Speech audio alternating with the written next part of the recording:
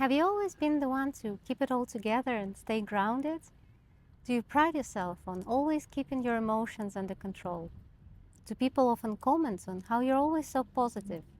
It may seem good and even useful on the surface, but in the long run, it can lead to an entire range of problems, from developing unhealthy coping mechanisms to losing connection with yourself and losing faith in your own intuition.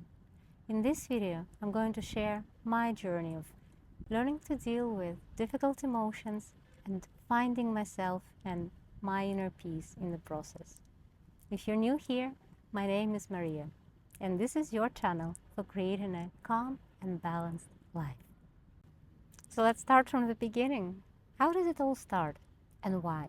I think in my case, it started when I was pretty young, because I remember being in elementary school and getting really hurt, and I remember one thought in my head, and it was, do not cry, do not cry, do not let them see your tears. And it was this combination, I guess, of growing up in a emotionally volatile environment where I often had to be the one who stays calm, or at least not add my own emotions to the fire, and also observing unhealthy ways of expressing emotions and developing sort of negative connotation with like the entire concept of emotions, meaning I had not at the time witnessed how people can be sad or grieve or be angry in a constructive way. So as a young person, as a child, I figured for myself that the best way to deal with it is just to not deal with it. Like, I realized I didn't want to be like that. So I learned to shut my emotions down on the surface.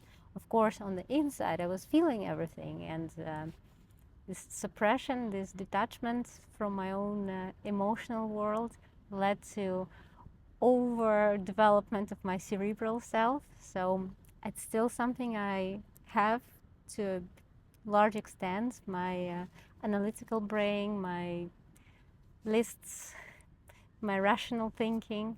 But over the years now, the past decade, when I have been working on personal development and specifically the emotions, I learned to balance the cerebral self and the emotional self. And then fast forward to my adult life, ironically, I kept choosing people to surround myself with who were very emotionally volatile.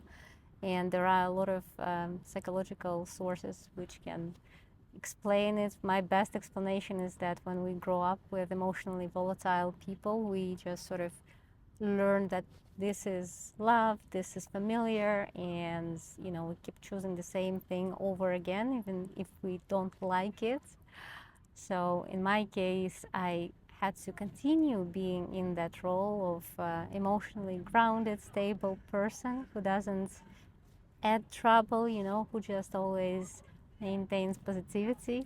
And it was further perpetuated and encouraged in my line of work because I was so good at not showing emotions, of being level-headed, that as a lawyer, lawyers, just like doctors, we have a lot of different specializations, but I always ended up being sent to all the conflict situations, disputes and problematic negotiations. I kind of had this ability to walk in the room of raging people and just sort of bring this calm presence. But on the inside, I was deeply affected. So pretty much early in my working career, I started developing unhealthy coping mechanisms of dealing with all of this, because, when you spend substantial amount of your time dealing with all of this, and also in your personal life on top of it all, then emotions have to come out somewhere. So yeah, I could probably write an encyclopedia on unhealthy coping mechanisms. Let me know in the comments if you are curious. I want to see like another dedicated YouTube video, because like I always tell my kids, if you ever want to do something stupid or dangerous, come talk to me first. At least I'll share from experience how to do it with least damage.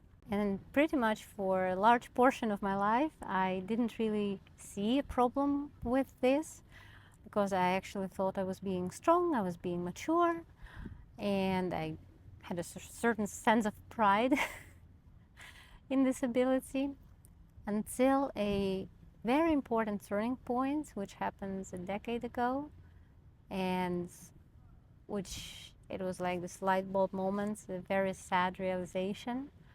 I was talking to my then ex-boyfriend, and he shared that all those years ago, back when we were together, it was hurtful to him that when he shared the end date of his assignment, I said, okay, thanks for letting me know. And like, that was it. And the idea was that he was staying temporarily, and we always knew it was sort of temporary, but it would continue long distance.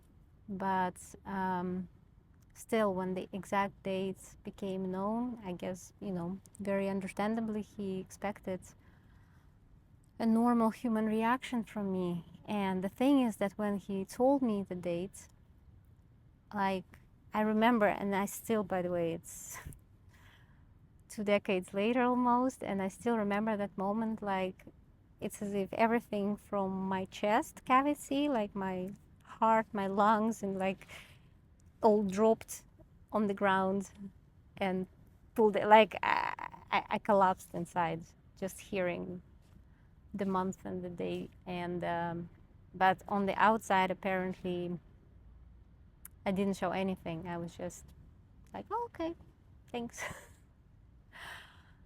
So many years later, when we were talking about all those difficult things, when we were already like friends, and he shared this, that it was one of the things that signaled to him at the time that I didn't care, that made me really think.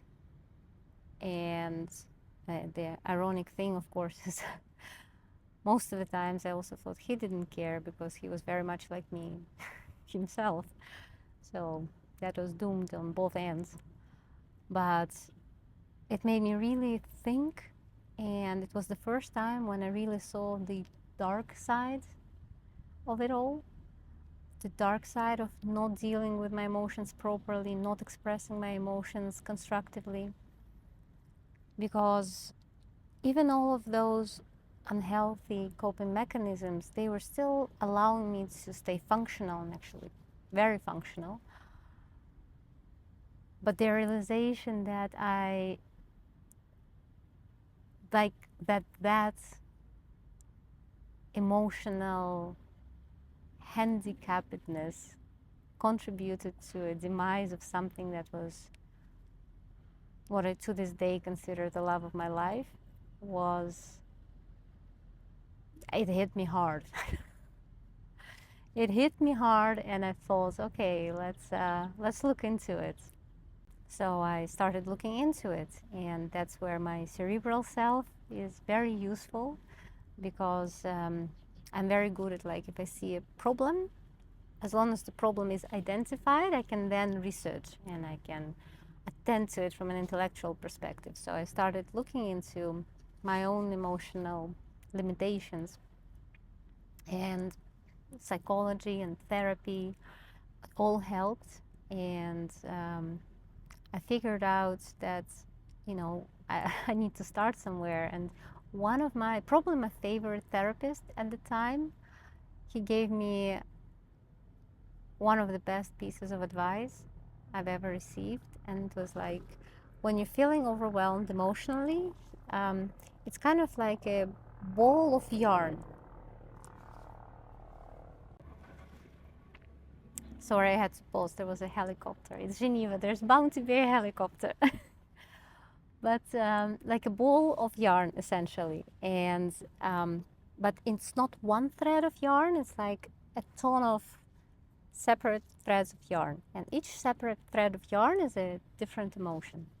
So he told me that I need to find and identify at least the first simplest to identify emotion, and pull it out of the ball of yarn and start working with it. Look into it, where it's coming from, what it's caused by, how I can deal with it. And because usually when emotions come, and especially this torturous emotional overwhelm, which to a cerebrally in architectured, cerebrally built person like me, that was it was too much to even deal with. To me, it was very helpful. So out of this ball of yarn, I would just pull out one emotion. Sometimes it's the simplest one, like anger or sadness, the base ones. And I would look into it, like, oh, I'm feeling sad. Why am I feeling sad? It's related to this and this. And then, okay, once you've dealt with it, it's sort of, it dissolves, because emotions are not scary. They're just the signals from our body that, something needs attention. And then, I would go and find the end of the second thread, get that out. I mean, of course, obviously, it's not an overnight process, although, I mean, in some cases it can be. But most of the times it takes some time, and eventually you will have dealt with the entire ball of yarn, with all of those unprocessed emotions. You process them. I'm not going to even go into how and how to deal with all of with each emotion, because there are wonderful books written on the subject. So it just suffices to say that once. Oh, sorry again for the interruption. Now my kid needed attention. That's the charm of summer vacations. And that's why I'm also filming a little bit like this. You may recognize I've never filmed up here, because that's the only place I can film quietly right now, relatively quietly. But yeah, so once you've dealt with all of this, and most of the times it turns out that the situation with each separate emotion dealt with is not as scary as it seems. Now the next step, next level, is to learn to communicate your emotions to other people who it's relevant for, in a constructive way. And that is something that's super important to do, I believe, and that's still a work in progress for me. Just the most recent example is my friend is leaving, and when she told me, when she's leaving and not coming back, I was pretty shaken. But again, on the outside, this kind of things, it takes a long time to rewire. So I was pretty cool and calm on the outside and quite shaken on the inside. But after the meeting, I sat down and I just drafted her a message, and I sent her a message, and I said, hey, it's just, the way I am. It's hard for me to show emotions in the moment, so I'm just going to write here. I'm actually very sad that you're leaving. I was pretty shaken. I'm going to miss you. And it's just easier for me to, put it in writing like this. And she appreciated it, because emotions are not bad or good. Every emotion deserves space and attention, and even things like sadness. I'm happy for my friend, because I believe her new chapter in life is going to be brilliant. But I am sad from a selfish perspective, that we won't have any more moments of just, connecting in person. And sometimes sadness like this, it's actually good. It's a little bit like bonjour tristesse, adieu tristesse. It's sometimes sadness can be light and carries an energy of love in it and light. So learning to communicate, it's a continuous process. But I'm pretty proud of the progress I have made so far. And my last but not least point here is that processing your emotions is a valid reason for giving yourself a little extra rest, a little extra TLC, and that really helps the process. And of course, we don't live in a vacuum. So, just from a personal example, like whether I'm feeling sad or stressed, otherwise, I still need to show up as my positive, calm self for my kids. I still need to do client calls and be upbeat and enthusiastic. But I also know that when I've talked to a client for an hour and I've been upbeat and enthusiastic, I will need some time to wind down and just, because when you are in the process of sadness or grief or any other challenging emotion, being a bit enthusiastic takes extra energy. Whereas when you're like overall happy and joyful, it comes naturally. Sort of putting on that happy face for a certain amount of time is quite taxing, and it takes takes extra resources from your body, because soma, the body, psychosomatic things, is all very connected. So just allow yourself to take extra rest whenever you can, and realize that emotional processing is a valid reason for being just a bit kinder, just a bit gentler to yourself, giving yourself some extra space, and love yourself. And there are three great things that happened to me when I learned to deal with my challenging emotions. Number one is my relationships overall improved, because both. Now the church bells, come on! I actually like the sound. Some sound therapy. I'm thinking about not editing it out.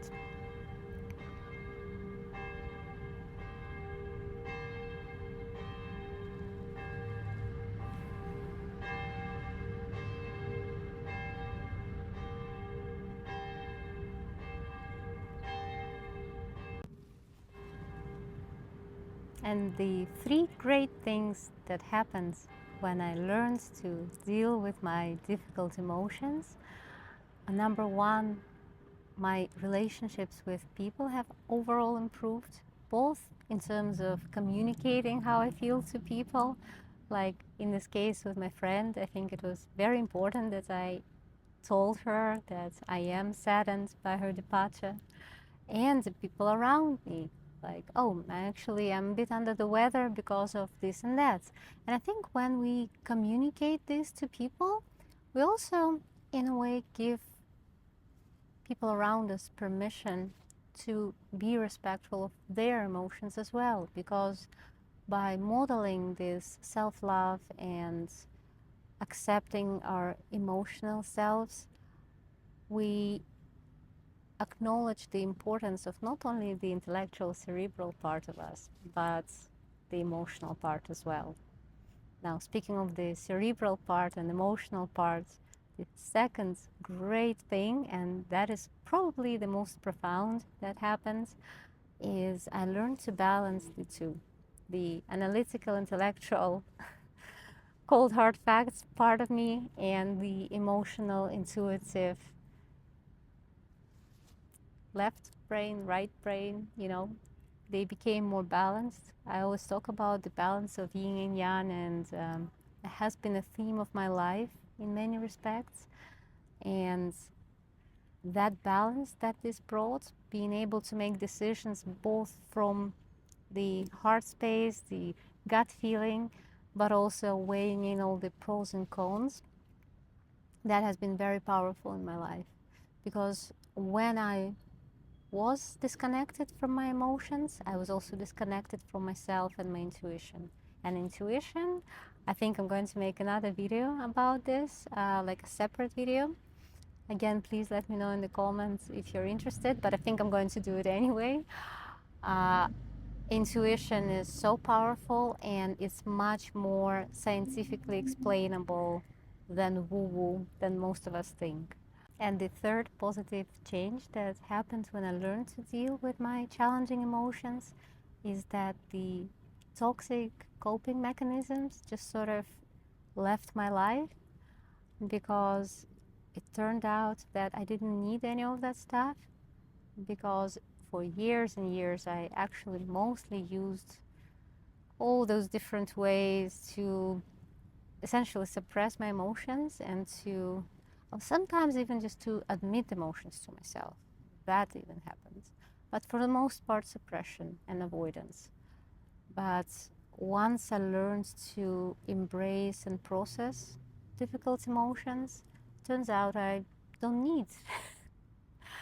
Actually, I can be pretty happy without toxic coping patterns. So, three great things, one long journey. Let me know in the comments if any of this resonated.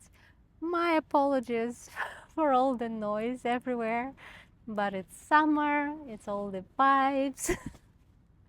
So I hope at least some of this positivity is kind of channeled in this video. I'm wishing you a fantastic day wherever you are, and I'll see you here next Thursday.